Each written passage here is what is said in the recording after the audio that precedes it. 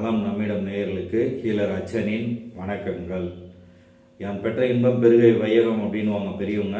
என் பெற்ற ஆரோக்கியம் பெருகை வையகம் அப்படின்ற நோக்கத்தில் தாங்க நம்ம இந்த சேனலில் வீடியோஸ் அப்லோட் பண்ணிட்டு வரோம். இதுவரை நம்ம வீடியோஸ் பார்த்து பயனடைஞ்சவங்க கமெண்ட்டில் சொல்லுங்கள், நண்பர்களுக்கு சொல்லுங்கள், உறவினர்களுக்கும் ஷேர் பண்ணுங்கள். சப்ஸ்கிரைப் பண்ணாதவங்க சப்ஸ்கிரைப் பண்ணுங்கள். இப்போ இந்த வீடியோவில் நம்ம பார்க்க போகிறது நம்ம மறந்த சில பழக்கங்கள், நமக்கு தவறான நம்பிக்கைகளை நம்ம கிட்ட விதைத்து நம்மை நோயாளியாக்குவதற்கு சில பழக்கங்களை தப்பு அப்படின்னு கற்பிதம் பண்ணாங்க. அதை நம்பி நாமளும் விட்டுட்டோம். நிறைய பழக்கங்களை விட்டுட்டோம். அதில் முதலாவதாக வார வாரம் எண்ணெய் தேய்ச்சி குளிக்கிறது, சனி நீராடு அப்படின்வாங்க, அதுக்கு போயிடுச்சு. அந்த கரெக்டாக எண்ணெய் தேய்ச்சி குளிக்கிறது இருந்த வரைக்கும் மூட்டு வலி இல்லாமல் இருந்தோம், பார்வை தொல்லைகள், பார்வை பிரச்சனை இல்லாமல் இருந்தோம், முடி உதுறுதல், முடி நரைத்தல், இளநரை போன்ற பிரச்சனைகள் இல்லாமல் இருந்தோம்.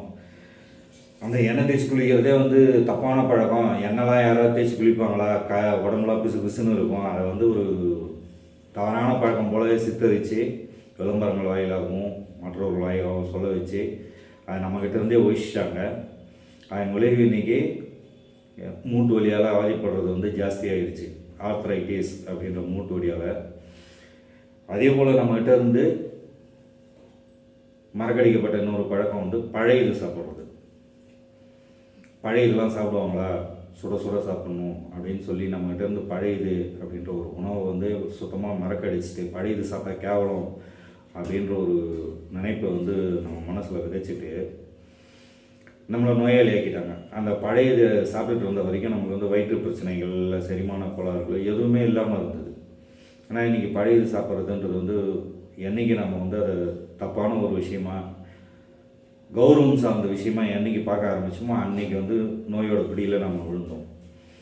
அதேபோல் இன்னொரு விஷயம் என்ன தாழ்த்தி பேசப்பட்டது அப்படின்னாக்கா, வெத்தலை பாக்கு போடுறது, தாம்பூலம் தரித்தல் அப்படின்னு. என்னங்க நீங்கள் இதை போய் நல்ல பழக்கம்னு சொல்கிறீங்க? ஆமாங்க, நம்ம தாத்தா பாட்டி காலத்தில் யாருக்காவது வயசானவங்களுக்கு எலும்பு உடஞ்சோ இல்லை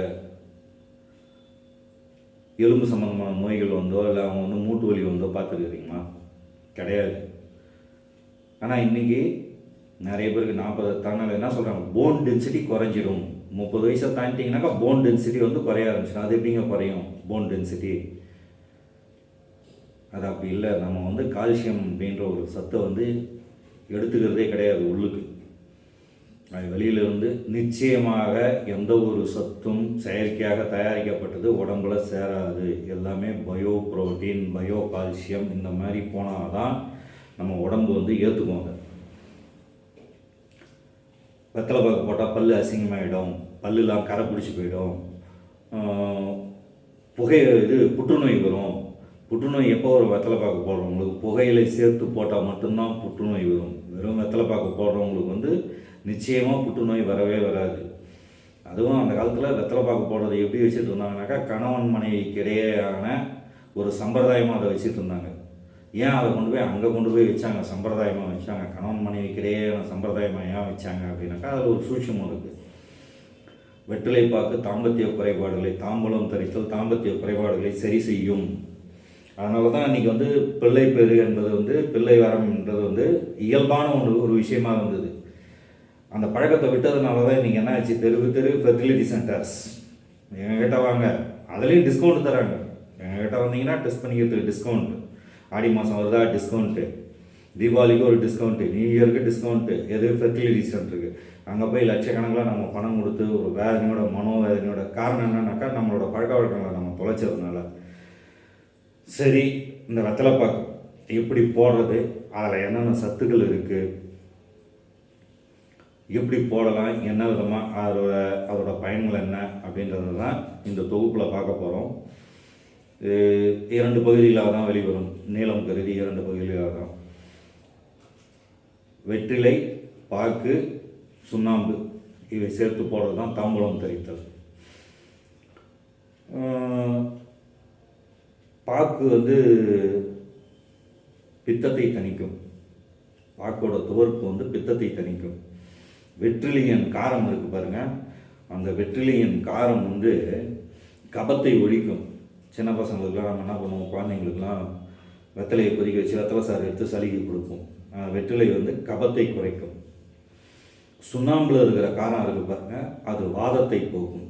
வாதம்னா மூட்டு வலி, ஜாயின்ட் பெயின் இதெல்லாம் வருது இல்லைங்களா, கிழங்கு சாப்பிட்டா எனக்கு பிடிச்சிக்குது அப்படின்றோம் இல்லையா, அந்த வாதத்தை குறைக்கும் சுண்ணாம்பில் இருக்கும் காரம். சுண்ணாம்பு என்ன சுண்ணாம்புனாக்கா அது சிப்பி சுண்ணாம்புன்னுவாங்க. சிப்பிகள்லேருந்து அரைத்து சிப்பிகளை அரைத்து எடுக்கிற சுண்ணாம்பு தான் கிளிஞ்சல் சுண்ணாம்புன்னுவாங்க. லோக்கலில் சொல்லணுன்னாக்கா கிளிஞ்சல் சுண்ணாம்புன்னுவாங்க அந்த சுண்ணாம்பு. பாக்கு வந்து கொட்டைப்பாக்கு அப்படின்வாங்க, மண்பாக்குன்னுவாங்க, இலப்பாக்குன்னுவாங்க. ரெண்டு விதமாகவும் இருக்கும். கொட்டைப்பாக்குன்றது வந்து நல்லா ப்ரௌனிஷாக இருக்கும். இலப்பாக்கு மண்பாக்கு அப்படின்றது வந்து கொஞ்சம் வெளுத்த ப்ரௌனில் இருக்கும். இது ரெண்டும் இல்லாமல் என்ன பண்ணுவாங்க, அந்த தஞ்சாவூர் சைடெலாம் பார்த்திங்கன்னா சீவல் உபயோகப்படுத்துவாங்க. கும்பகோணம் சைடு, தஞ்சாவூர் சைடெலாம் வந்து அந்த துருவுறதால் பாக்கை வந்து துருவி இருப்பாங்க, அந்த சீவல் அப்படின்வாங்க. அந்த சீவல் உபயோகப்படுத்துவாங்க. இதன் மூலமாக வெறும் வெற்றிலை, பாக்கு, சுண்ணாம்பு இவைகளை போட்டுக்கிறதுனால எந்த விதமான தீங்கும் கிடையாது. காலை உணவு சாப்பிட்டதுக்கப்புறம் போட்டுக்கணும் அப்படின்னு சொல்லியாச்சுன்னா அதில் பாக்கு ஜாஸ்தியாக இருக்கும். போட்டுக்கிறதுக்கும் ஒரு முறை இருக்குது. மதிய உணவு முடிந்து போட்டுக்கிறோம் அப்படின்னாக்கா, தாம்பூலம் தரிக்கிறோம்னாக்கா அதில் சுண்ணாம்பு அதிகமாக இருக்கும். இரவு உணவு முடிந்து படுக்கைக்கு போகும்போது போட்டுக்கிறோம்னாக்கா அதில் வெற்றிலை ஜாஸ்தியாக இருக்கணும். பாக்கை வாயில் போட்ட உடனே பாக்கெட் பாக்கெலாம் உபயோகப்படுத்தாதீங்க. தயவு செஞ்சு பாக்கெட் பாக்கை உபயோகப்படுத்தாதீங்க. கொட்டைப்பாக்கு இல்லை மண்பாக்கு இல்லை சீவல். இந்த பாக்கை வாயில் போட்ட உடனே உமிழ்நீர் சுரக்குது இல்லைங்களா, அந்த முதல்ல சுரக்கிற உமிழ்நீரை வந்து துப்பிடணும். துப்பிட்டு அதுக்கப்புறம் வர்றது தான் நம்ம வந்து சேர்த்து மெல்லணும். அந்த வெற்றிலையின் காம்பு, நுனிப்பகுதி, நரம்பு இதெல்லாம் கிள்ளிட்டு தேவையான அளவு சுண்ணாம்பு தடவி போட்டுக்கணும். இந்த வெற்றிலை பாக்கு சுண்ணாம்பு போட்டதுக்கப்புறம் கூட என்னென்ன பொருட்கள் சேர்த்து போடலாம் அப்படின்னாக்கா, சோம்பு, பெருஞ்சீரகம் அப்படின்ற சோம்பு கொஞ்சம் சேர்த்துக்கலாம். ஏலக்காய் விதைகள் சேர்த்துக்கலாம். லவங்கம், கிராம்பு அப்படின்னு சொல்கிறோமே அது சேர்க்கலாம். ஜாதிக்காய் சேர்க்கலாம். இவையெல்லாம் சேர்த்து மென்று உமிழ்நீரையும் முழுங்கலாம். உமிழ்நீரையும் முழுங்கணும். போட்டதுக்கப்புறம் அந்த சக்கையும் முழுங்கிட வேண்டியது தான். போட்டதுக்கப்புறம் நல்லா வாய்ப்பு குளித்து துப்பிட வேண்டியது தான். முழுங்கி சாப்பிட்டு முடித்ததுக்கப்புறம் தாம்பூலம் போட்டு நல்லா வாய்ப்பு பிடிச்சிட்டோம் அப்படின்னு சொல்லிடுச்சுன்னா பற்களில் இருக்கிற பற்களில் வந்து கரைகள் பிடிக்காது. நான் கிட்டத்தட்ட 7 வருஷமாக இரவு உணவுக்கு பிறகு வெற்றிலை பாக்கு போட்டுட்ருக்கிறேன்.